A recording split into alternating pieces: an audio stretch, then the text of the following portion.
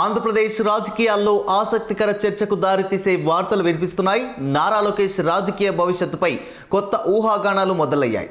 ప్రస్తుతం ఆంధ్రప్రదేశ్ రాజకీయాల్లో కీలక నేతగా ఎదుగుతున్న నారా లోకేష్కు భవిష్యత్తులో ముఖ్యమంత్రి బాధ్యతలు అప్పగించే అవకాశాలపై రాజకీయ వర్గాల్లో చర్చ జరుగుతోంది. ముఖ్యంగా ఆయన తండ్రి తెలుగుదేశం పార్టీ అధినేత ఎన్ చంద్రబాబు నాయుడు తీసుకుంటున్న నిర్ణయాలు ఈ చర్చలకు బలమిస్తున్నాయి.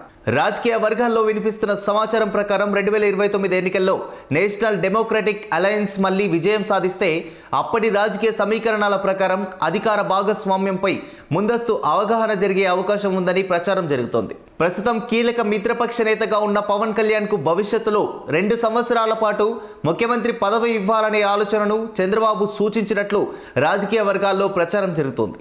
ఈ ప్రతిపాదనకు పవన్ కళ్యాణ్ సూచనప్రాయంగా అంగీకరించినట్లు కూడా చర్చ సాగుతోంది.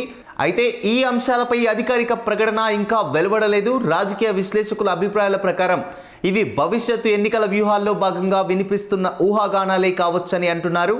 అయితే ఈ పరిణామాలు నిజమైతే భవిష్యత్తులో ఆంధ్రప్రదేశ్ రాజకీయాల్లో కొత్త సమీకరణాలు ఏర్పడే అవకాశం ఉందని విశ్లేషకులు భావిస్తున్నారు.